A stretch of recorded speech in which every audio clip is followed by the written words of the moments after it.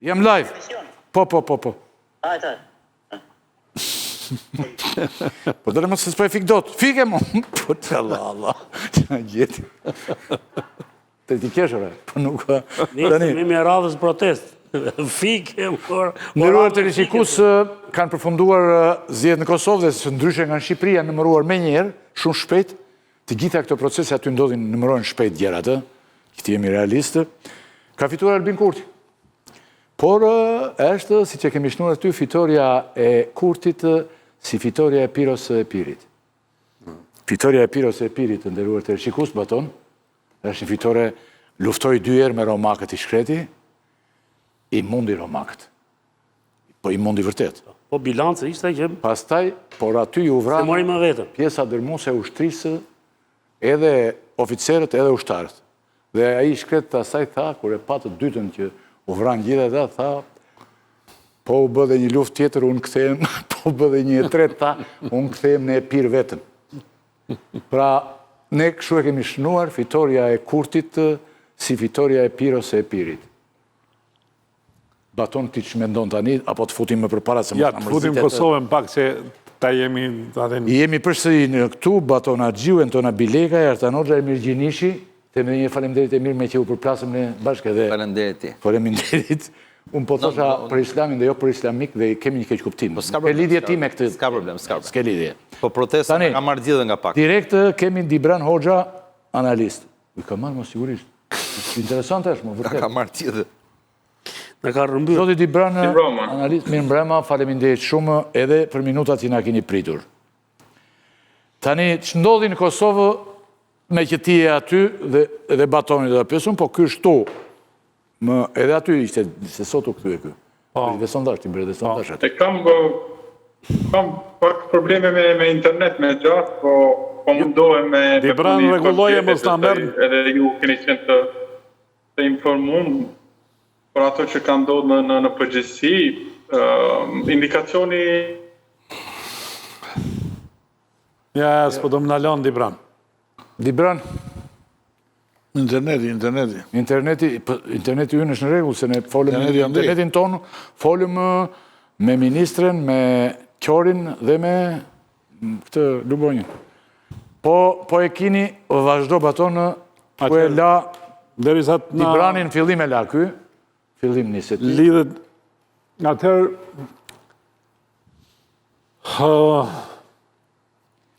Përpiquni të rregulloni internetin e Dibran Hoxhës. Në Kosovë.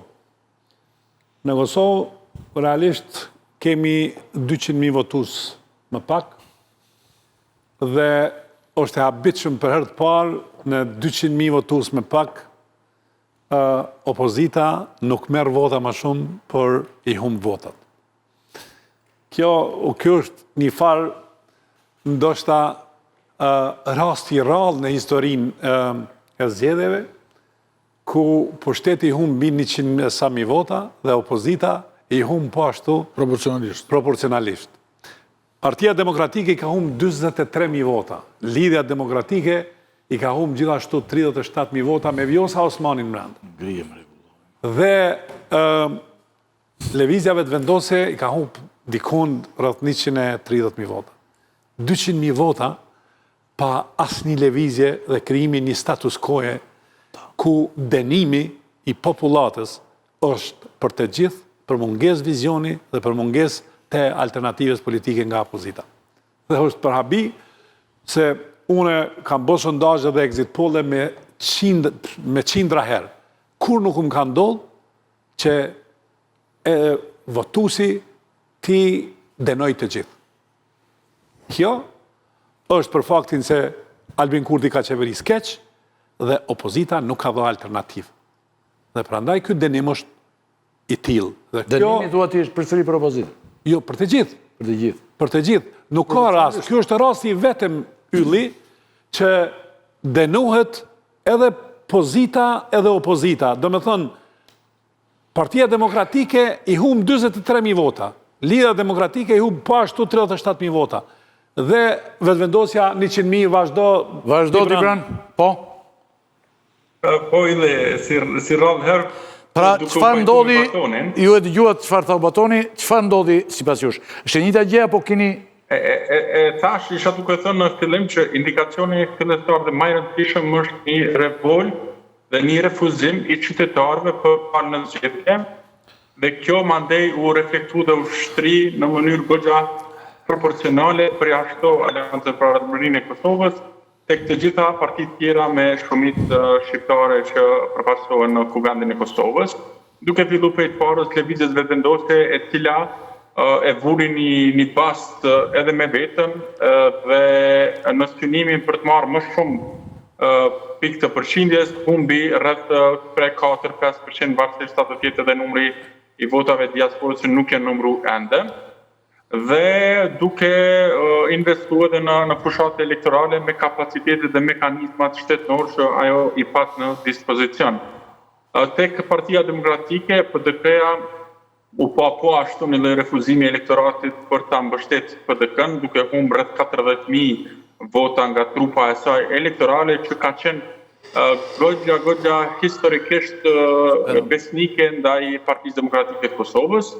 Batoni po thotë humbjen e 37.000 votave të LDK-s, po LDK-ja në krahasim me vetën në 28 vjetor e ka ruajt trupën elektorale, pra nga 122.000 në 124.000 vota, por nuk e ka mbri potencialin ose nuk dihet çfarë efekti realisht ka prodhu Vjosa Osmani, sepse është trumpetuar si një lloj bashkimi i madh dhe një lloj sinergjie që të prodhonte efekt elektoral dhe nuk në fakt nuk prodhoi. Pra, kishte një aset LDK-ja, Vjosa Osmanin, po në krahasim me 28 vjetorin ka 2-3.000 vota më shumë. Domethënë nuk dihet cili ka qenë efekti real i saj, a ka qenë ndoshta rritje e elektoratit përmes Vjosa Osmanit, po në anën tjetër demoralizimi një pjesë tradicionale të votuesit të LDK-s. Kjo mbetet shihet nëse këto kishin qenë në përgjithësi, secila prej partive më serioze, dhe se kishin pas edhe institute për me bo analiza në përgjithësi. Po kjo i përket regjistrit të mënyrës si partitë politike i bëjnë analizat e tyre të brendshme, ne si qytetar duhet themi që ka pas një agoni të madhe tash mbi një vit që u bën për shkak të krizës artificiale që duket komplet e sisur, si më thonë, edhe elektorati për atë që nëse ja vlen me çmu dhe me vlerësu tek elektorati në Kosovë është që i jep përgjigje të meritume secilës prej partive politike. Por ndërkohë ju dha dhe një përgjigje, zoti Hoxha i dha dhe një përgjigje të gjithë forcave politike me largimin e 200.000 votuesve, siç tha Batoni. 200.000 votues nuk është 200.000 sepse votat e diasporës do e rrisin trupën elektorale, mund të jetë rreth 120-30.000, 100.000 prapë është shumë në raport me herën e kaluar, do të thotë që një revolt që është reflektuar në dalje më të ulët në zgjedhje. Me cilën parti ka gjasa të shkojë në koalicion Kurti? Sepse tani po vazhdojë një lojë, është një turp i madh, e kupton, dhe bota veçanërisht fqinjët serbë do të thonë që ja këta nuk din ta bëjnë dhe s'do ta bëjnë kur shtetin. Do më thënë nuk ka më kohë për zgjedhje, për lojë. Me cilën parti ka gjasa të shkojnë në koalicion në Albin Kurti? Albin Kurti në bindjen tam mund të shkojnë në koalicion ose të fillojë një trase të bashkëpunimit të konsenzusit vetëm nëse ai është i bindur që ky proces elektoral është fillimi i rënies së tij. Në të kundërtën, nëse Albin Kurti supozon që në një proces tjetër elektoral mund ta rrisë votën ose ta mbajë votën që e ka, nuk e besoj që do t'ja shtri dorën e bashkëpunimit partive opozitare, sepse nështë e mira e kësaj krize ylli është që të paktën shumicën e skenareve të blokadës i kemi pa. Pra, nga 9 shkurti tek mos konstituimi dhe zvarritja për konstituim të kuvendit dhe mos formimi i qeverisë, tek 28 dhjetori që këtu po duket që 3 institucionet kyçe duhet të futen në marrëveshje politike. Kuvendi me kryetarin të cilit i takon propozimit për partisë parë, Kuvendi i Republikës, pra, qeveria dhe presidenti. Pra, Albin Kurti nga 9 shkurti mori kuvendin dhe kryetarin e kuvendit me atë që i takon dhe insistoi në propozimin e tij, nuk e pati qeverinë. Shkoi te 28 dhjetori, prapë mori kuvendin dhe qeverinë, por nuk e pati presidentin, dhe tash duket që nëse e ka qeverinë në numra, tash aktualisht nuk e ka në numra, sepse pa votat e diasporës nuk mund ta dim mandatet, nuk mund t'i di mandatet që i ka secila parti në kuvend, por nëse fuqia e tij elektorale dihet që është tashmë gati për konstituim të kuvendit që duhen 61 vota dhe formim të qeverisë që duhen 61 vota, gjasat janë që këto dy institucionet t'i marrë prapë përsipër, me që në supozimin e zotit Kurti nuk ka nevojë për marrëveshje, me që elektorati ka vendosur këto dy institucione t'ia japë lëvizjes dhe vendosje. Dhe si rrjedhoi, kjo do e bënte të pamundun një lloj përfshirje të gjerë në koalicion me partitë opozitare dhe mund të përsëritet lehtazi ajo që ndodhi pas 28 dhjetorit. Pra, të kemi përsëri zgjedhje thua ti? Nëse ndodh një skenar, thash që Albin Kurti bindet që nuk do e ketë më mbështetjen që ka pas sikur më herët. Gjasat, nëse shkojmë në drejtim të krizës dhe janë nisi me mendu në atë lloj orientimi, gjasat janë që prapë me zvarritje kushtetuese të mbrihet dhjetori i shumë kërkum i lëvizjes vetëvendosje për shkak që diaspora vjen këtu dhe ka një mbështetje më të madhe. Ja, edhe një ka mundë ndryme me herë. Jo, vetëse t'ja për shikuesin të sqaroj. Dibran, meqense se je të skenaret, lutem për shikuesit në Shqipëri do të sqarosh se nuk ka zgjedhje të qeverisë pas zgjedhjet presidentit, se pari kuvendi, pastaj presidenti dhe nëse mundesh me shpjegu krizën. Çka ndodh? Baton, në fakt, nështë është mirë me shpjegu, me që na nuk mujmë në të gjitha fushat me kontribu një lloj, edhe tek çështja e interpretimeve juridike po ashtu.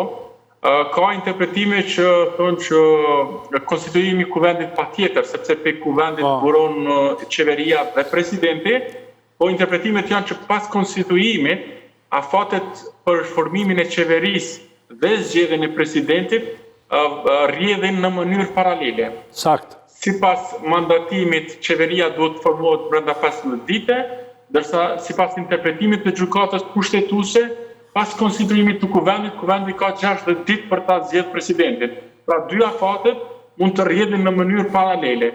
Po qeveria është në afat më të shkurtë se sa presidenti. Për president kemi 60 ditë, për qeveri kemi 15, përveç nëse dështon mandatimi i të parit që edhe atë skenar duhet ta shohim sipas numrave në kuvend. Saktë ki, Nargo.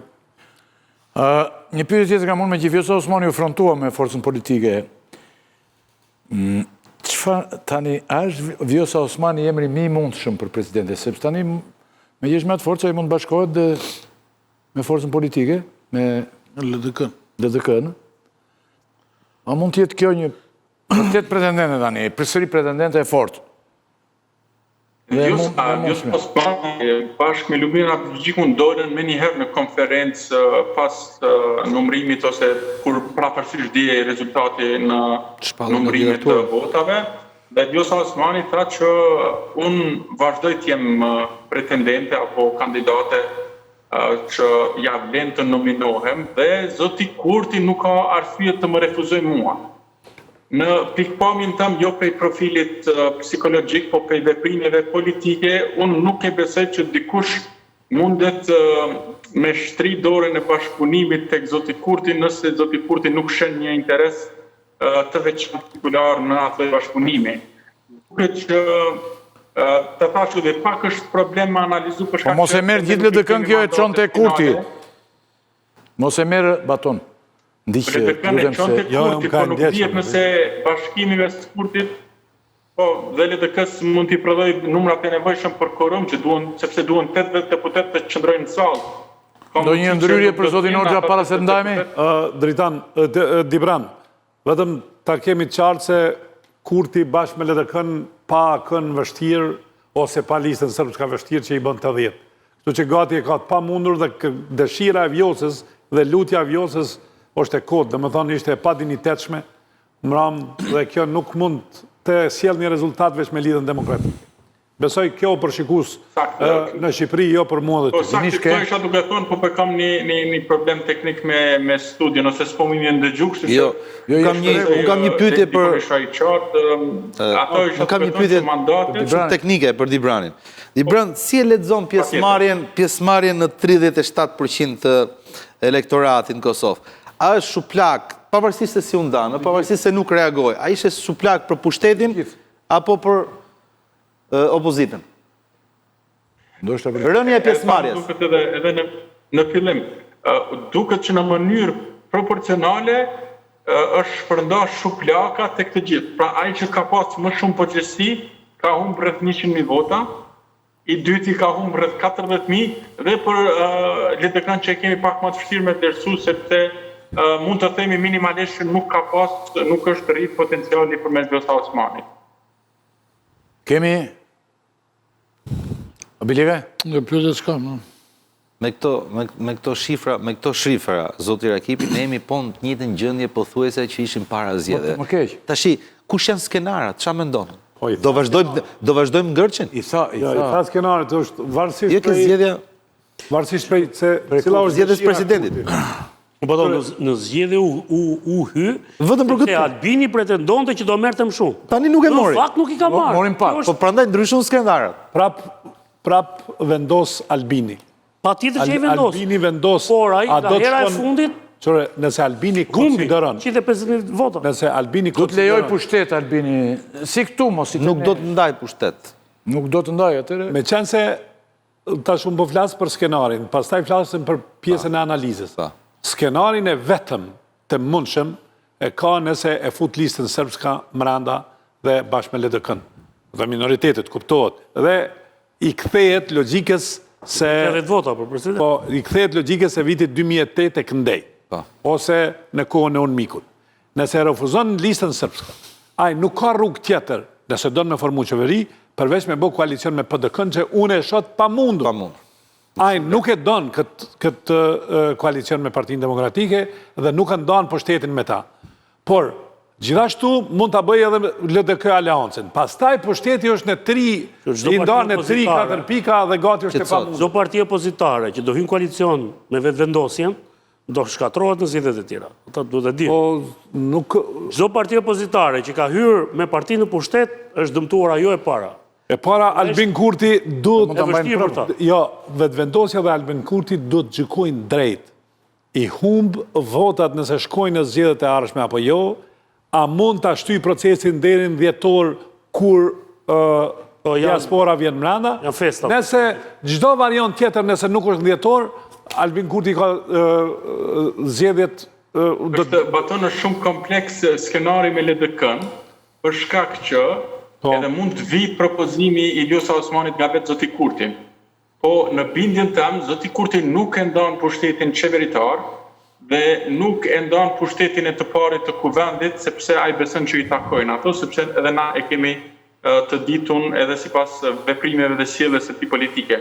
Pra, në një moment kur zoti Kurti ka kuvendin, të parin e kuvendit, dhe kur e ka komplet qeverin, mbi çfarë arsye LDK-ja ofron platformën ose numrat e saj vetëm për Vjosa Osmanin.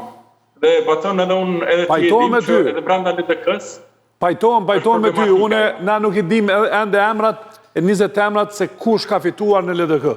Dhe nëse konsideroj se ata emrat që unë i njoh, 6-7 prej tyre, kur nuk e votojnë Vjosa Osmanin, prandaj Albin Kurti kur nuk e propozon. Abdullah Hoti për shembull. Kur se propozon Vjosa Osmanin për president. Vjosa Osmani propozon për me tregu sa e pafuqishme është LDK-ja. Po pra. Kjo ka qenë edhe narrativa që është... Sakt, LDK-ja do ta gjejnë një kandidat konsensual. Atëherë çfarë mundësi e ka të zgjidhet ngërçi presidentit? Veç ky është ngërçi para apo? Është punimi i LDK vetvendosje. Është, si më thon, në numra dhe në kalkulime nominale duke me PDK-n, po është vështirë e mundshme politikisht dhe si rrjedhoi nuk është e dëshirueshme as pe qytetarëve, ju e pat edhe pe numrave që ka ndodhur një lloj revolte dhe abstrahimi veç prej pjesëmarrjes në zgjedhje, po duket që prap skenari i dhjetorit nëse nuk ka ndonjë lëvizje, ku ta di unë çfarë për me ndalë prej ndërqit, atëherë ndoshta mund të vijë edhe një propozim për president konsensual, një person jo partijak, po prap mbes tek qëndrimet që lëvizja vetëvendosje nuk ka gatishmëri me nda pushtetin qeveritar. Dibran, si fund për skenarin që në të njëjtën kohë do të shkojtë zgjedhja e qeverisë dhe presidentit. Konsideroj që Kurti nuk e në aty rreziku, për arsye se opozita për herë të parë mund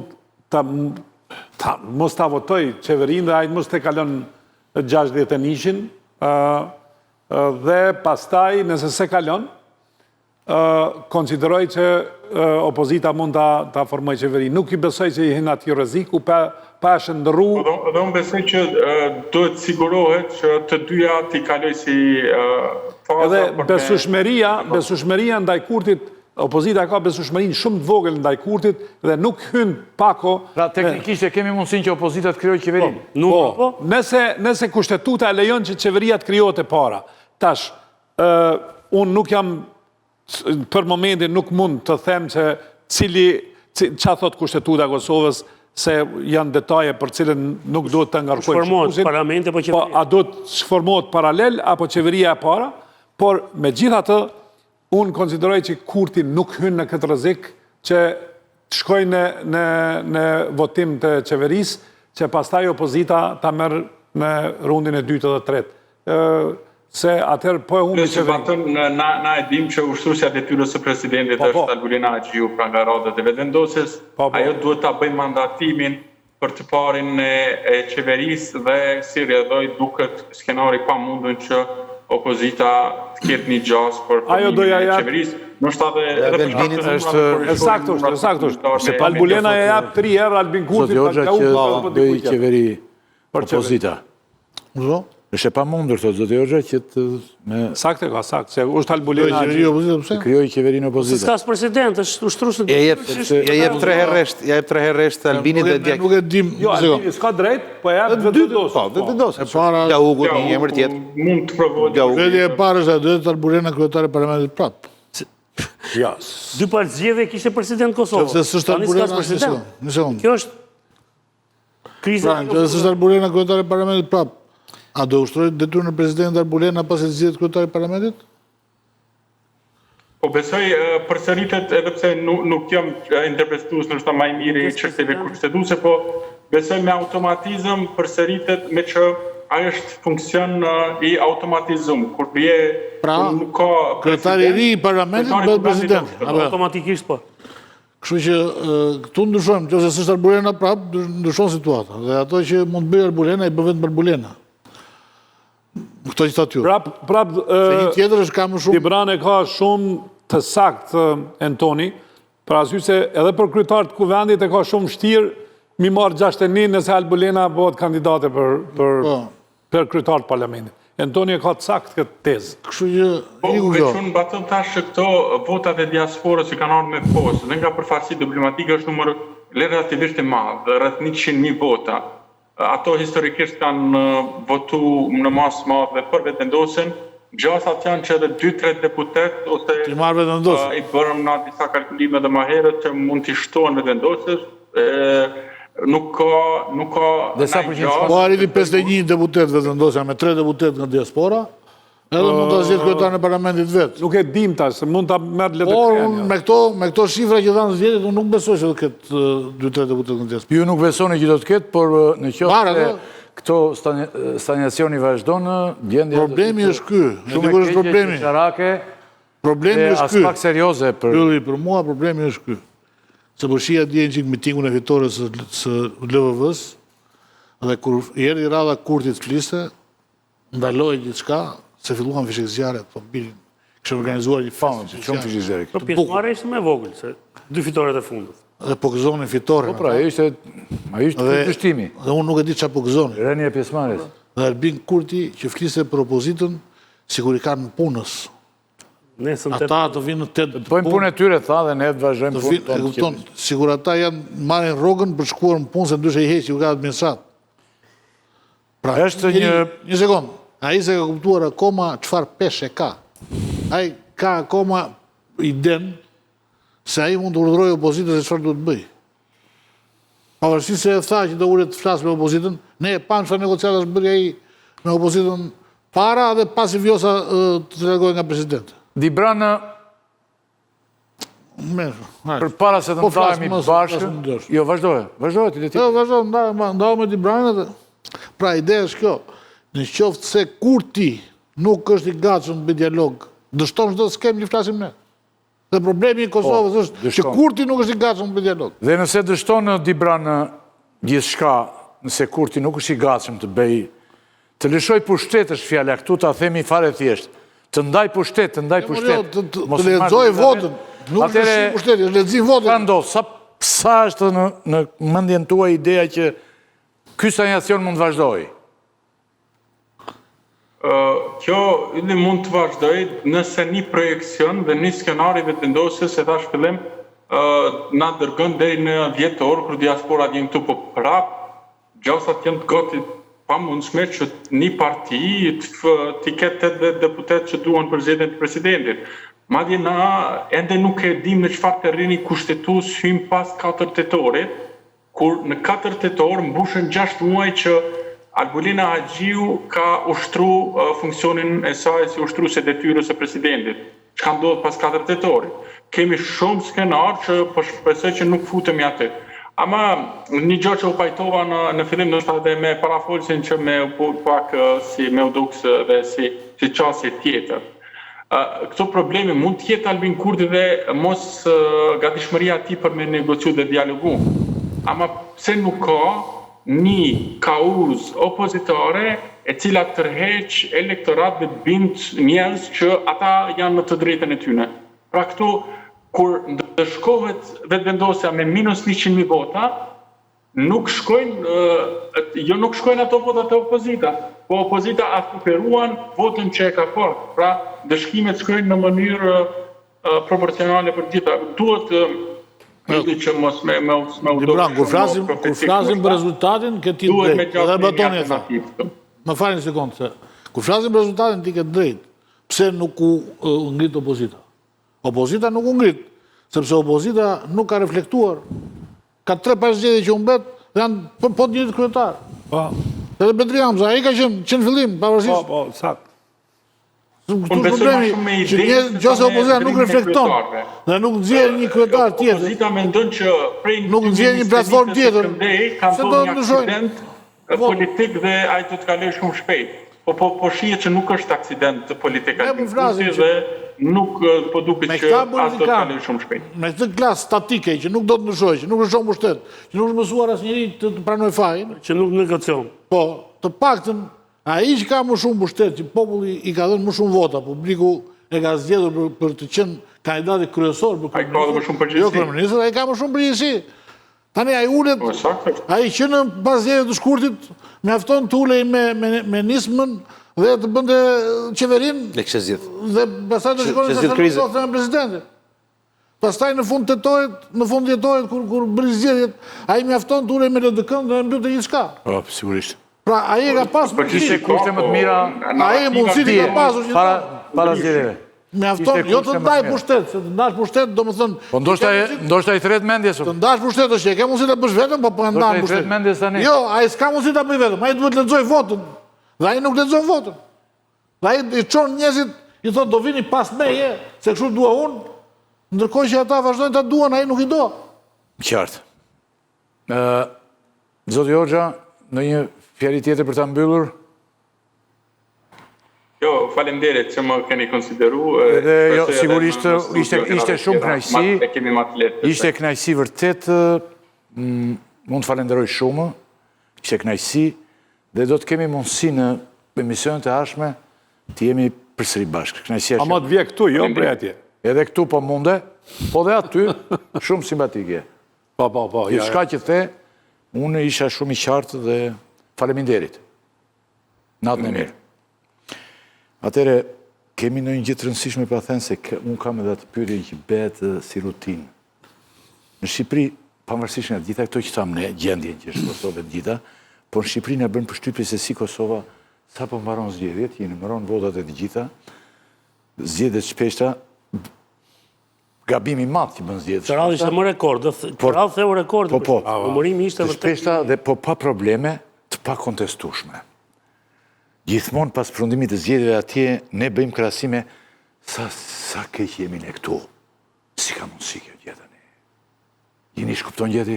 Kosova ka institucione më të mira se ne. Ja ta mbaroj me radhë. Kosova ka institucione më të mira se ne.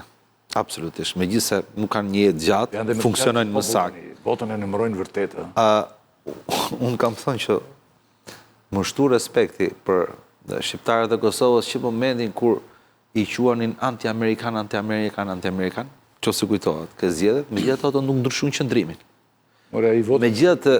Megjithatë, zoti Rakipi, dy gjëra duhet i themi, sepse po bëhet Albini si një kështjellë e pamposhur. Albini ka një tkurrje të jashtëzakonshme, se ishte 50% në 29 pikë.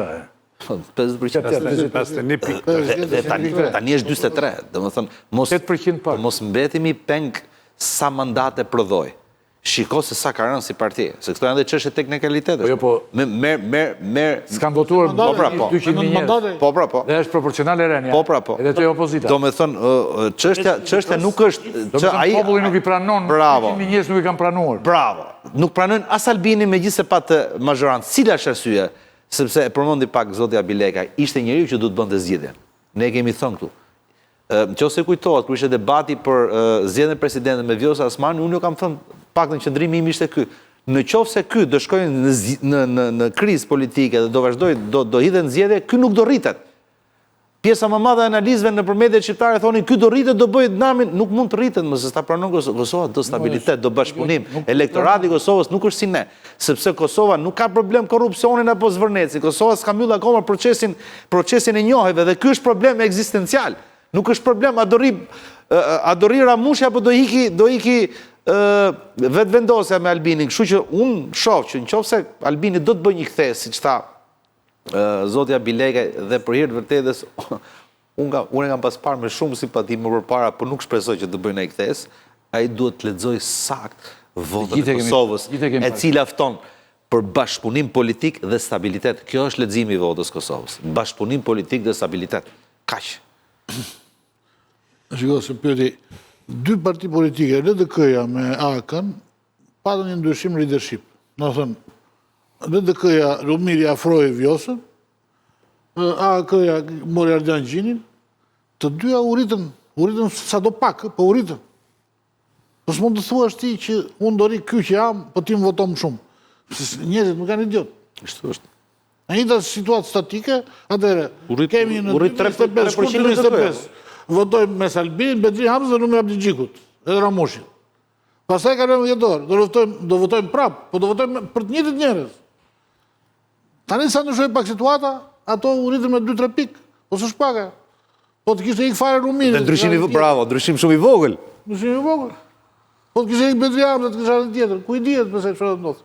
Domethënë dhe elektorati në Kosovë do ndryshim kasus politike. politike. Ka fajin e vet. Por fajin më të madhe ka ky që i merr këtë vot besim, i merr që besim nga njerëzit dhe çon dëm. E çon dëm. Dhe feston që në Kosovë janë bërë 3 parë zgjedhje në 16 muaj.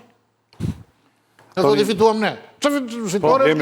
Problemi është që opozita nuk po sjell alternativë, po sjell vetëm emra. A kupton, është me qenë se Vjosa ka bërë disa tradhti të vogla, që unë fjalën tradhti nuk e përmendi, hajtë ta gjojmë lëvizje të, po themi... Pa dakordsuara. Jo kuivalente. Lëvizjet pa ndërgjegjshme, atëherë normalisht që një pjesë e elektoratit të Lidhjes Demokratike nuk e duroj numrin 1 në listën dhe një pjesë e tyre nuk kanë bërë fushat fare për Vjosën, se Vjosa nuk hyri me rrit Lidhjen Demokratike të Kosovës. Vjosa, si shtregoj mërëm, prap me një ndërgjegje të munguar, tha Albin Kurti nuk ka nevoj dhe nuk ka arsye të me refuzoj si presidenti. Dhe ajo shihet që ishte skandaloze, shihej qartë se ajo ka hy vetëm për postin. E dyta, edhe një fjali të fundit, Lumira Abdigjiku e mori atë për shpetimin e tij. Se ai humbi 3 zgjedhje, këto ishin të 4-tat. Në fakt nuk e shpëtoi. Nuk e shpëtoi. Nderuar teleshikues, në këtë pjesë ne do të vijojmë, do presim, dëshirojmë që krizat mos vazhdojë. Kriza është një krizë që e bën në Kosovën një vend as pak serioze, kupton, sidomos për armiqtë e vet. Për armiqtë, për serbët, po dhe për shumë të tjerë, edhe për ata që nuk e kanë njohur, e bëjnë një vend jo serios. Tani ne do të kemi 3 momente të tjera të rëndësishme, besoj, nga pjesa tjetër e aktualitetit. Ikim nga kjo Kosova, një vrasje në Kamz dhe autori në... Se vrasje tani nuk pushojnë, çfarë do që të ndodhë. Edhe pse demonstrata në qendër Tiranës e tjera këto, kemi një vrasje në Kamz. Ç'është, zoti Hoxha, ç'është kjo vrasje tani? Se ti kupton mirë nga këto gjëra? Hym te pjesa se ti mba mend se ke qenë drejtues gazete. Nga ajo rubrika që e kishim ne shkurt nga rrethet, pastaj kaloi kronika e solli Kronika e zezë. Carlo e solli atë. Kronika e zezë Carlo e solli, Carlo Bolinu e. U fut kronika e zezë. Se një kali kishe shumë në gazetat. Po mi që gazeta del Mezzogiorno e kishte kronika nera, e futën këtu. Në fakt, ajo tamam është aktualitet. Nuk është thjesht kronikë e zezë, se mund të jetë me shumë gjyra. Aktualitet. Ajo është aktualitet. Dhe për të fat keq, vëmendjet e ka marrë protesta, po këte nga krau tjetër, ajo Shqipëria tjetër vazhdojnë punën e vetë. Vazhdojnë puna. Aty vazhdojnë dhe ata vazhdojnë me... Pra nëse ne shqetësojmë që shqiptarët ikin, ata shqiptarët që janë këtu paksohen çdo ditë, vazhdojnë... Tani vrasi, kush është gjetur vrasi, çka ka vrarë? Kanë të vrarë dhe një të plagosur. Kanë qenë 2 ngjarje që janë të rënda të javës, dhe unë do t'i bëj të dyja bashkë. Është një ngjarje që ka ndodhur ditën e njëjtë, edhe kjo e sotme, vrasja. Ajo ditës së njëjtë është një person i zhdukur, për cilin nuk ka asnjë informacion në sot e kësaj dite. Po ku vrau ky? Në të njëjtin vend? Është zhdukur, jo, është marrë në Tiranë.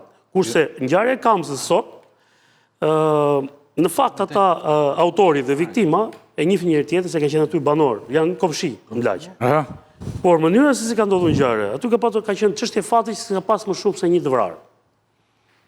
Fati ka dashur që të ketë vetëm një të vrarë. Në foto nxjerr autori, për të cilin policia e shtetit ka falur... S'ke lidhje me vrasjet e me këto?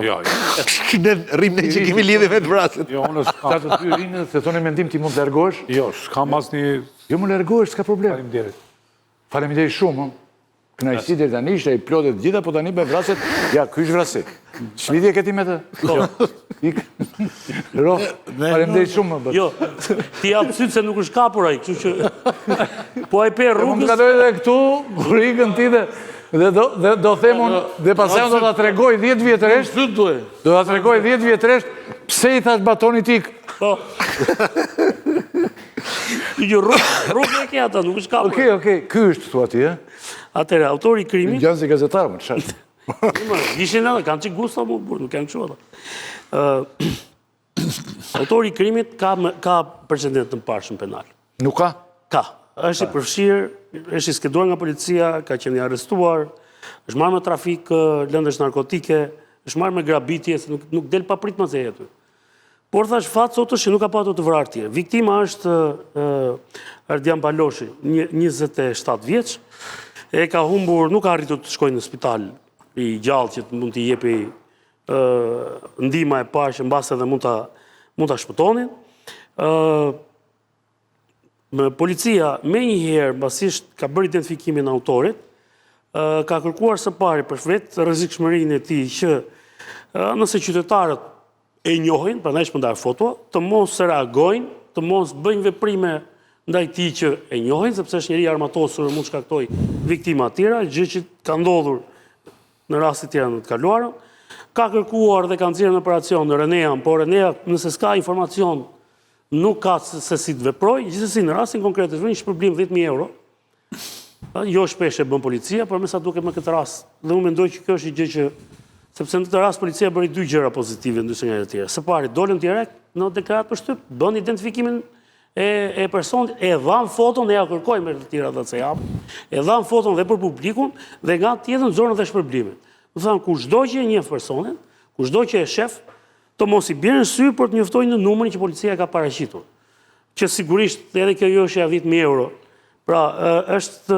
Jepen 10.000 euro kush e gjen këtë? Kush jep informacion sekundor? Kush jep informacion? Kush se mund ta shohë rastësisht. Do janë dhënë aty dy informacione kot më kot se diku dalej. Dhe po patjetër, shiko, ajo nuk është bingo aty dhe e merr kush telefonat i parë. Duhet të jetë informacioni sakt, gjë e parë. Po kjo së pari i bën qytetarët që të jenë të ndjeshëm, të jenë vigjilentë dhe që të informojnë. Sepse thash, pasoja e ngjarjes që ka krijuar sot ai ishte rënë, dhe së dyti, përbën rrezikshmëri për qytetarët. Gjithsesi, ende për motivin policia nuk ka dhënë një ide të qartë se për çfarë është, edhe pse ata kanë një konflikt që nuk është i sotme, pra është një konflikt që kam shumë se 2 vjet mes tyre, plus që kanë njohë me njëri tjetrin, sepse kanë qenë në fqinj dhe në zonën ku banonin. Reagimi i sotëm, fakti që ai ka qelluar nga makina direkt. Ka qelluar nga makina dhe vetëm me një plumb i ka marrë, e ka goditur në kokë dhe i ka shkaktuar jetën viktimës, ka bërë që 27 vjeçarit humb jetën dhe ndihma e parë që ishte ofruar aty nuk i ka dhënë mundësinë që mjekët të ndërhynin në kohë dhe të mbijetonin, pra të jepnin ndihmën e parë në mënyrë që ai të mbijetonte. Kjo ngjarje në fakt është një ngjarje e cila thashun, jo më kote përmenda Ylli pak më parë, është një ngjarje tjetër e datës 4, pra ditës së njëjtë.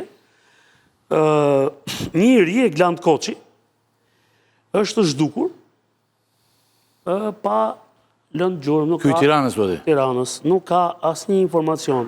Po ishte në rregull kështu se... Jo, ishte shumë në rregull. Se nga Kuksi se ku i gjeturin tjetër, nga garda, një oficer i lartë i gardës, cili ishte mbytur i shpeti se ka i kujtesa. Jo, ky është në rregull. 34 vjeç, ka qenë ka dalë nga shtëpia, dihen lëvizjet e tij se ka lëvizur me motor, ai punonte si themon, si postier midis disa pikave të këmbimit valutor, kryesisht për kriptomonedhat dhe për qytetarët që kishin kriptomonedha.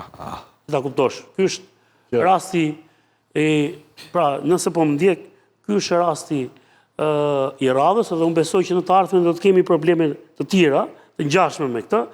Së pari duhet bërë apel që nëse është i gjallë, kushdo që mund të ndihmojë në këtë rast, do të ishte shumë e vlefshëm si informacion. Policia u mundua gjatë ditës djeshme dhe familja po ashtu doli në media e publikuan foton e tij, janë parë lëvizjet e tij, ka lëvizur me motor për herë të fundit e kanë parë aty tek zona ku banon ti Sheshi Wilson. Pastaj ai ka fikur telefonin, nuk ka patur, nuk ishte përgjigjur familjes. Precedent gjë kishte jo? Në darkë, thash, ky punonte me, thash, një lloj postieri. Me kriptomonedhat? Jo, domethënë ishte postieri që shkonte tek change, jo gjithë change-et e ofrojnë në shërbim, ku aty këmbehen kriptomonedhat në para cash, dhe ky merrte paratë aty. Nuk i ka këmbyer mirë. Tani, kjo është një gjë do ta shohim. Në llogarinë e tij bankare është parë që në llogarinë që ka ai nuk është lëvizur. Llogaria që ka patur ai në Bitcoin, pa s'është e vetja, aty ka qenë shumë, mos gaboj, diku te 100 ose 150.000 euro, po ajo është parë që atje ka patur lëvizje, po ky nuk mund të ndërhynte dot aty pa patur kodet e hyrjes që kishin, pra që kishin ata që kishin punësuar këtë. Motori i tij dhe kjo është e çuditshme Ylli, në dark, pra ky rreth mbrëmjes familja shqetësore ka shkuar në komisariatin 2, të nesërmen është pranuar kallëzimi mos e kanë kaluar 24 orë, por është parë që të njëjtën në dark, rreth orës 1, pra duke u gdhir dita e premte, në një zonë tjetër, larg vendit ku ai ishte parë për të fundit, pra tek 5 maj, një person i panjohur i cili ka shkuar me skafandër në kokë, ka lënë motorin e personit që ka humbur aty, të Gland Koçit, e ka parkuar motorin në atë zonë dhe është larguar. Kjo mund të jetë bërë dhe për të humbur gjurmët ose për gatëruar hetimin, sepse motori është gjetur të nesme. Dhe gjithë kjo procedura që bëhet tani me kërkimi i gjurmëve, policia e Tiranës fakt ka një dy ekspert shumë të mirë të leximit të kamerave, por lëvizje të bashkosh kamerat e kryeqytetit dhe kaq shumë sa ka lëvizur ideali kërkon një kohë. Ndërkohë në rastet kur kemi të bëjmë me rrëmbime personash, vetëm koha nuk punon. Sa më shumë orë kalojnë nga momenti i rrëmbimit, aq më të pakta janë shanset që personi të gjendet. Deri në këtë moment që ne po flasim, unë kam qenë me familjarët me të vllajt sepse ka një vlla dhe U lodhen kushtet e tij. vete gjithmonë në këto, vete në gjithë gjendesh në këto vende. Nuk është puna gjendem nuk u lodhe. të gjejnë vetë ata ylli sepse është halli i madh. gjejnë. Nuk reagon, ata kërkojnë reagim ylli. Ta i kërkon, ore ku mund ta gjejmë të çkete? A njihet nëse dihet cilët grupe lëvizin qarkullim. Se nuk është vetëm protesta. Janë dhe këta tjerë, edhe këta mbarojnë punën vetë, mund të jenë ata në protestë. Ne nuk e dim. Kush i ndalon ata? Se mund të jetë një mënyrë për të humbur gjurmë. Tani kemi... Por, edhe i fjalit fundi kam këtu. Po sepse Por kjo ngjarje, pra zhdukja kemi dhe dy çështje. po, zhdukja e personit, është shumë e rëndësishme thash së pari të gjendë cili është fati i tij. Pastaj të shkosh nëse kemi të bëjmë me një vendim ekstrem, nëse ai është eliminuar fizikisht, atëherë do të jetë vështirë gjetja e kufomës. Dhe pse do im shova kësaj? Se janë bërë disa raste ju janë shtuar shumë këto rrëmbimet. Qartë. Dhe e di kur shtohen rrëmbimet. Kur atje poshtë lëvizin ujëra dhe zgjen kufomët. Dhe kemi ne rrëmbime persona, që nuk kemi gjetur kufomët nga Saranda dhe deri në Shkodër. Po ndodhin disa, po nuk bëhet shumë zhurmë, vëndja shkon këtej nga krau tjetër dhe në fakt ato ngjarje ngelen kështu. Sa më shumë të ketë raste të rrëmbimit dhe mos zbulim të tyre, aq më problematike bëhen sepse edhe të tjerët e shohin si zgjidhje dhe ndjekin të njëjtën formë dhe të njëjtën rrugë. Interpoli ndërkohë, po në këtë temë jemi, po është ngjarje tjetër. Ka ekstraduar një vrasës nga Spanja. Po nga Roma. Pas ekstradimit disa emrave të njohur të botës krimit nga Dubai, Interpoli ka ekstraduar së fundi nga Spanja një personazh tjetër të akuzuar për rrëmbim personi, për vrasje dhe zhdukje kufome në Shqipëri. Përse bëhet fjalë dhe për çfarë akuzohet ky? Shefsi u bashkuan. Kush është ky tani? Të ishin akuzat.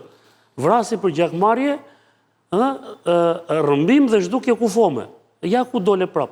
Dhe ja kufoma në rastin konkret, se nuk më del, si thuna e keqja, nëna ati djalit që është rrëmbyer në atë kohë, dhe është zhdukur, mund ta kem takuar me 10 herë dhe nuk gjente përgjigje. Dhe një vit mbrapa policia i thoshte, jo, nuk e kanë rrëmbyer. Ai ka ikur vetë, po nuk po të njofton. Djali ishte 21 vjeç, ishte person në kërkim dhe është rrëmbyer mes qytetit Burrelit, ndërkohë që po shkonte në Ky, po flas tani. Ky që është vrarë, ky që është vrarë, jemi ky që është ekstraduar. Ky që ekstradohet nga Ka Spanja. marrë pjesë te kjo ngjarje. Kush është ky? Pra, personi ishte në Sajmir Kolaveri ka. Personi që Kolaveri. është vrarë, pra, ishte rrëmbyer, Kolaverët tu janë në Tiranë. nga Mati kryesisht. Nga Mati, zona e Mati. Tani, Tu kanë ardhur gjithëre? sigurisht që kanë zbritur poshtë. Se një nga rrëmbimet e tjera që nuk është gjetur e sot e mirë, ka ndodhur në 2016, është rrëmbyer Artan Lleshi në Kamës dhe nuk ka asnjë gjurmë. Ky është një serial dhe unë prandaj e kam evidentuar këtë rast, ardhjën e tij, sepse ky mund të ndihmojë edhe për zbulimin e rasteve të tjera. Pra është një seri ngjarjesh që ka shkaktuar 7 të vrarë deri tani, po nga një familje u është thënë para lajmërimit që do të zhdukim të gjithë meshkujt që kinë. Po 21 vjeçari kishte bërë ky tani. Atëre, Zanafilla është një ngjarje në prill të vitit 2012, në 10 prill. Agim Hoxha e kishte strehuar Ben Lleshin, që shushi këtyre në Londër. Në Londër, në Angli, kishte marrë si migrant, i palishme, mbante aty se ishin kushëri. Arben Lleshi e vret në banes, pastaj shkon e Ky merr. kishte marrë. Po, vrau atë që e mbante. Marsi. Agim Hoxhën, e merr, e hipën në një makinë dhe shkon e djeg në autostradë. Autoritetet angleze mbledhin kamerat dhe e gjejnë se kush e ka bërë këtë ngjarje. Në momentin që arrestohet Arben Lleshi, i vllai Agim Hoxhës, ishte kushëri, ishte një personazh i njohur në Tiranë sepse te rruga Mysymshyri ka pas disa lokale shumë të njohura. Betohet që nuk do t'u lasin mashkull gjallë atyre, sepse i quante për vetë se pa besi që e preu mbes të vllajën që po e mbante me bukë, mbi të gjitha shkoi dhe i dogji kufomo. Dhe ai menjëherë fillon hakmarrjen. Dhe ç'o ndodh? Të parin gjen Xhaxhain aty, djalin e këtij 21 vjeçari. E vret. Në 2013. Në 2015 gjen Xhaxhai tjetër, e vret. Në 2016 dhe gjen djalin e Xhaxhait në Kamën, se s'ka kufom dhe sot, tash Artan Lleshi nuk ka dhe sot, nuk është gjetur kufom. Pastaj, në 2000, kur ka ndodhur ngjarja në 2012, Levis Lleshi ishte 13 vjeç. E ka pritur sa ka vajtur. Moshën në 21 vjeç e ka rrëmbyer, e kanë vrarë dhe kufomën, e kanë çuar në fshatin Shpërdet të Kurbinit dhe e kanë groposur aty. Rastisht banorët, mas 3 vitesh, kanë gjetur mbetje kockore. Dhe nëpërmjet ekspertizës ADN-s u gjet që Kjo është kufoma e Klevis Leshi. Aty ka filluar hetimi dhe vetëm në vitin e kaluar, u bëhe mundur që të zbulohet i gjithë grupi dhe personi që është ekstraduar tani së fundi është njeriu që ka koordinuar skuadrën e rrëmbimit dhe vrasëve dhe midis personi që ka paguar. Për këtë vrasë kanë paguar 50.000 euro. Por nuk ka mbaruar këtu historia, sepse personi që ka bërë vrasjen e parë në Londër, u dënuar me 32 vjet në Angli dhe u soll në Shqipëri. Në momentin që u soll në Shqipëri, u vendos në burgun e sigurisë lartë në Peqin. Aty shkon një burgosur tjetër me dënim të përjetshëm, Sokol Mjacaj, dhe ka vrarë, po e mbani mend vrasja në burgun e Peqinit, në sigurinë e lartë, ku një dënuar burgim përjetshëm e vrau brenda burgut, aty ku presupozoi që ishte siguria më e lartë. Në atë moment u mbyll gjithë cikli i meshkujve të familjes Leshi. Atëherë pastaj u zbulua pjesa tjetër. Pra, po të ishte vepruar që në momentin e parë, që në 2012, ne nuk do kishim të bilanc që kemi sot. Personi që është ekstraduar tani së fundi, është shumë e rëndësishme pjesa që, sepse ky është njeriu që ka gjetur autorët, Sabat Nuzi dhe Samet Lokat e janë kapur, janë të arrestuar, po ashtu shpallur kërkim i vllai atij që u vran në Londër fillim, cili është një biznesmen i njohur, po Spaku e shpallur kërkim dhe Biznesmen i njohur, nuk e themi dot ja. Po, e ta them Aurel Hoxha e kam, se kështu janë të lidhur këta. Po Spaku kanë hetim për trafik narkotikës në Amerikën Latine, se shiko, Ka gjëra që nuk thuhen. Ylli, gjithë këto vrasje që të përmenda unë, rëmbime personash, doan para, doan financuar këto, Ylli. Me çfarë do t'i financoj, po t'ishe një që prashiste misër, nuk i bën dot gjithë zhdukje dhe të vazhdoj aktivitetin. Por ti nëse jetë në mes Tiranës, të mësëm Shqyri, se aty u takoja, unë drejtorët e policisë, të mbaj pun aty u takoja, drejtuesit kryesor Tiranës, kur të lini kafe, thoshin jemi tek Monopoli, se kështu e kishte ai lokali atje, lokal që mjohur ngjitur me karburant. Dhe duke qenë ai i fuqishëm dhe duke u marrë me këtë lloj aktivitete të tjera, kishte mundësi të financonte për hakmarrjen e vllajt. Por si sag, po ta marrësh, do është vërtet një nga ngjarjet më të rënda që mund të ndodhur në dekadat e fundit. Me kaq intensitet, vrasje pra në Burrel, në Kurbin, në Kamës, në Tiranë dhe nuk pushonin derisa u zhduk brenda burg. U vraj tjetrin Peqin, pra u ekzekutua brenda burg. Tani kemi dhe një... Ke fjali tjetër? Jo, për këtë e mbyllëm. E mbyllëm atere, po kemi një gjë që është e rëndësishme dhe unë lërë qëllimisht të tretën, se do futen dhe kolegët e tjerë me ndonjë frazë. Po vjen në amnisti penale. Dhe kur do lirohen tani, kush lirohet, Ministri Drejtësisë Toni Gogu ka folur sot në Komision Parlamentar për amnistin penale në Burgje. Kush fiton nga kjo amnisti, të përpikemi të jemi sa më konqizë, sa persona lirohen nga burgu, apo u falet dënimi. Se kjo populata e ndjek me kureshti këtë gjëse të burgosur ka shumë. Do bëj vetëm, jo vetëm që ndjek me kureshti, por ka patur jashtëzakonisht, si them kërkesa, gjatë kohët e fundit, interes, çfarë do bëj, sepse u tha që amnistia do të bëhet, dhe ndërkohë nuk po procedojmë atë. Nuk po procedojmë. Ndërkohë burgjet ne i kemi plot, 2/3 e burgjeve janë të paraburgosur, dhe që të lirojmë ca vende, do të nxjerrë sa nga këta me dënime, se shumica atyre që janë burgje janë hallexhime, nuk është se janë dhe amnistia, nuk do falë ata me burgim përjetshëm. Në fakt, ajo që ka thënë ministri i drejtësisë sot, ai thotë që nga kjo amnisti përfitojnë 380 veta. Unë në fakt prisa të ishte një numër shumë i madh se kaq, sepse vërtet numri i atyre që janë të dënuar se mos për ndërtime të paligjshme, për dritare, për kasole, lope, është për gram kanabisi, është i frikshëm. Dhe kjo vërtet meritonte një numër më të madh. Megjithatë, përfituesit e tjerë që ulet nga një vit dënimi, është nga 1 deri në 3 vjet, është 900 veta, po ata janë thjesht përfitojnë nga ulje dënimit, jo nga lirimi direkt janë 380 veta, dhe ata sigurisht që janë poshtë 3 vjeçit.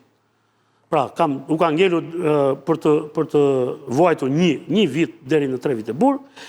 Është kujdesur dhe pasot ministris aty ishte edhe pyetja se mos lirohen këta të dënuar, të hetuar nga Spaku dhe të dënuar nga GKK-ja, për shkak të akuzave për korrupsion, dhe këtu është merakumi i madh. Dhe ai dha përgjigjen që kjo stres, ky nivel i të dënuarve nuk do të preket, nuk do të lejohet përfitimi i këtyre që janë arrestuar që janë dënuar nga GKK-ja, por nga krau tjetër, thash amnistia pritej të kishte një shtrirje më të madhe se kaq, sepse ka shumë qytetarë që thash janë krime të leta, por që ka marrë dënime të rënda. Së prandaj janë burgjet plot. Dhe në fakt, ato që po bën, unë besoj që këto 380 vende që do lirohen, nëse kalon në kuvend kjo, unë po them që këto do të mbushen për 2 muaj, e ke prapë të shkoja 700 vet atje bërë. Se vetëm nga Dubai, sa kanë vende do të shpresohen toti. Ky është problemi. Pra, ne edhe kemi politikë penale që mas sigurie të rrasin burg, të mbajmë atje, por dhe kur të lirojnë, kur të falin. Këto lirime këto paguhet dje? Para. Do me thënë që do lirojnë njerëzit edhe a paguhet. A paguhet në ndorë, thëjti? Më tregoj një miku im që nuk do të thimi emri. 10% që do paguhet? Do paguhet në ndorë. Se më tregoj një miku im gazetari i njohur, shumë i njohur, por nuk do t'ja them emrin, se më tha mos të tuaj. Ndjes pas në atë kulla, kërkoj kur ishe në burg gruan. Gruan tani e duan të gjithë, se për të gjitha punët. Ja vonuan, dhe pas ta i tha i drejtori, i tha 2.000 euro. Po 2.000 euro, tha ti, gruan time, unë se kërkova gruan të ndajt. E kupton të. Unë për gruan time. Si për orari që jemi Shumë bukur. Se ka ndodhë vërtet, shumë bukur. Ka ndodhë vërtet, a i e tregon të pasidërisht. Edhe fjalin e fundi kam tu që të vazhdojnë edhe Antoni dhe Gjinishi, sepse vërtet kjo është temë shumë e gjerë. Pra, edhe amnisti, edhe kjo mundësi që po u jepe atyre vërtet që janë të dënuar me dënime të leta, dhe të krijojë një hapësirë. Në të paguhet tu ati, po. Dhe aty, edhe kjo nuk është bërë. Nuk e di pse e kanë këtë frikën, më vlla. Hiqi këta që ka dënuar GKK-ja dhe pjesën tjetër. Ore kaloi dhe të dënime, vëri dhe i kusht. Po a disa kemi brenda, vetëm operacioni po e më mend kur ishte ministri brendshëm Tavlan Balla, ajo operacioni Sevujt Tempulli, që arreston të këta shpërndarësit në përqytete, po vetëm në një operacion nuk ka për 700 veta. Po ka për shpërndarësit, dhe me njerëz andalojt shpërndarja e narkotikëve në zona, jo, për kundrazi. U rrit dhe çmimin, se thoshte. Po një gëzim është ky për popullatën. Ja të çmendojnë edhe. Po ata themon ti gëzojnë ta mëmë, këta ta ngrin buzëqeshën buzë. Edhe po paguajnë një gëzim është. Por minimalisht sot ke 6000 veta në burgje që po të ndjekin dhe thon, ore inshallah, jeni lajmi mirë thotë ta nxjerrin. Po pra po, njerëzit e burgjeve gjina. Edhe do lirojnë, edhe mirë bënë. Qeveri bënë edhe gjithat mirë në njerë. Gjinish? Unë mendoj që ligji shqiptar ka nevojë për ndërhyrje, sidomos të masat e sigurisë. Sidomos tek procesi të dënimi para burgimit, ose mbajtja para burgimit. Politika penale, po është. Po, ne domethënë kemi shumë të rënduar, nuk e di pse jemi kaq të vënuar kjo pjesë, domethënë. Njeriu procesi mund të vazhdojë me vite të tëra. Dhe ne kemi raste pafund që kanë vazhduar proceset, ai është dënduar shumë pak. Aq sa e ka shlyer në paraburgim gjithë kohën, ka marrë dhe dëm shpërblim pastaj. Të merr që nuk, kështu që duhet bëhet operative çështja, jo të nuk është çështja që kjo do ta zvogloj kriminalitetin, ëh? Kupton? Nuk do ta zvogloj kriminalitetin, por nga ana tjetër nuk do të rëndoj njerëzit më shumë se sa ç'duhet për shkeljen e ligjit. Si shqetësim tani dhe nga Bashkimi Evropian. Pra është bërë problem kjo gjë se është vërtet ne jemi rekord në Europë. Jo thjesht në BE, se me BE s'kemi lidhje, por edhe me vendet tjera që janë antarë të BE-s. Pra në çdo tretë nëse përdorim fare konceptin e garancisë, nuk ekziston fare koncepti i garancisë. Apo jo? Jo vetëm që s'ekziston. Ja, Ilir Meta për shembull, ish presidenti i vendit, ish kryeminist, ish kryetari i kuvendit, ka ofruar 50.000 euro. Dhe thot, ke garanci pasurore 50.000 euro. Ti si ke kapur asnjë gjë Ilir Metës, po nisem tek pjesa. Pra, ti si ke kapur asnjë gjë. Ai thot 50.000 euro mos zbut masën e sigurisë. Ora çojnë në shtëpi. Dhe këtë nuk e bën gjykata. Pra nuk e pranon këtë garanci. Ndërkohë në Shqipëri jo se s'ia dhën garanci. Janë shumë të rrallë, për shembull, e diku i dhan një radhë ylli se do ta kujtosh ti. Garanci pasurore. Fat mirakle. I dhanë këtë. E di çfarë vuri garanci? Kullën në Kërnaj. Kullën vurin Kërnaj e liruan ata. Ata e vran pastaj. Ai doli dhe e vran. Një gjë mund të shtosh se ta mbyllim tani? Është vonë, po mund të thosha që çdo amnisti penale në vetëm se krijon kushtet për pak më shumë korrupsion. Sepse siç e thanë paraforcit, nëse nuk ndryshon politika penale, nuk ka për të ndryshuar ndonjë gjë. Shikojmë çfarë bëjmë ne. Ne burgosim dikë për një vepër penale të rëndomtë. Ai shkon atje, duhet të paguaj prokurorin, duhet të paguaj gjykatësin, që mos e arrisin veprën, sepse gjitha veprat... Duhet të paguaj dhe avokatin. Po, duhet të paguaj avokatin. Burgoset letë, paguan drejtorin e burg gardianin që janë ata atje, për të mbijetuar. ne i paguajmë atij njeriu, ai nuk punon. Ne paguajmë 70 euro dita. Ne i paguajmë sa? 70 euro dita. 70 euro dita. Ai nga këto 70 euro përfiton vetëm 7, dhe në i parçarçaf. Ushqimin ja sjell shtëpia, që paguan 50 euro ose 100 euro shtëpia. Uji e gjitha e çon shtëpia. Pra ne kemi një sistem të shkatrus ekonomik, shkatrus social, shkatrus personaliteti për ato njeri, që në fakt ka bën që kur dal nga burgu, ai të doj më shumë të qëndroj brenda. Të shpejt. Jo. Ai pas del nga burgu është i zhveshur nga çdo lek. Ai do futet do vej prap ose nëse s'ka qenë për drogë, ai do vej të shpëndaj drogë. Se çfarë si do bile këtë shpejt ai. Pra ne krijojmë një sistem jo rehabilitimi. Ne kriminalizojmë çdo njeri që është në burg. Pse? Se s'kemi shkollën. Shpreha është po mbyllej një shkollë, po hapej një shkollë, mbyllej burg, ne kemi po mbyllej një shkollë, hap një burg. Dhe ne po mbyllim shkolla, po hapej burg. Pra ne kemi një sistem totalisht të dështuar. Dhe në fund fare, burgaxhiu më i madh është modeli më i mirë për trinj. Po. Burgaxhiu më i fuqishëm është ai që e shndron dhomën e burgut që i kam parë një video tani, si hotel me statye. Desha unë të... Dhe nuk merr gratë, si në ati shkretë tu ati, po merr gjithë gratë që shkojnë në mendje. Anton, ja ofrova zotit Rakipi atë, po tha mosit na njëtha që s'dalim do të, ja ofrova atë videon, i thash, që qikosh ku jeton. Po, a i burgosëri që ka atë, pra a i ka shkuar të tonelatat e kokainës, a i dhe burgën e bën me... Në statye, a i e bën me... Okej. Unë është për të tjerët, dhe amnestia, është për të nivelin poshtë. Unë them që problemet të gjitha që kishim dole. Ja hodhëm dhe sot, po. Gjatë e bëmë, ndërkohë tani, mos lëvizni rini dhe 32 minuta, do t'i kërkojmë dhe ndjesë pak batonit, sepse a i ma dërgoj mua sondazhin që kishte bërë exit pollin, dhe si kishte dalë batonit komplet. Shumë i kishte rënë kokë. Lëvizjeve vendosja 43%, PDK 22%, LDK 18%, AK 7%. Të tjera dhe... Po e se fikshë. Fiks fare. Komplet, mo. Ndjesë baton se Batoni këtë herë shumë. Arova, bën dhe gabime njeriu, se kishe bërë vërtet, sikur ke manipuluar votat. S'pas ka qenë tifoz me asnjërin. Me asnjërin tifoz dhe sikur ke manipuluar votat. Ju për shembull, po ti ishte në Shqipëri kjo, do këtoj do thosh i ka manipuluar Batoni. Batoni ka vjedh votat. Po. Tani, ndërkohë dhe Balla, pas ka dalë në kohën që si shim ne dhe ka thënë që Reuteri nuk po i jep të atë që të ti.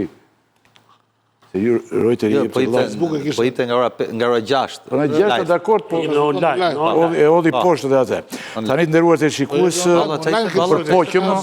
u përpoqëm të gjatë, ju ndojeni dhe mërzitur pak, edhe ne, do njërë mërzitemi dhe me njëri tjetërin këtu edhe me... Një motiv më shumë për të protestuar nesër. Dhe nesër ju dini prapa ty e të gjithë, dhe operatorët që po në ndjekin të nekta, u qelën pak, sepse e panë që do vi liria tani, do ikin. Tani do të takojmë i tejnen. Për sëri do mblidhemi këtu, ne do flasim, ju do të gjoni, po të doni të gjoni, po të doni më të gjoni. Natën e mirë. Faleminderit e kolegë. Faleminderit.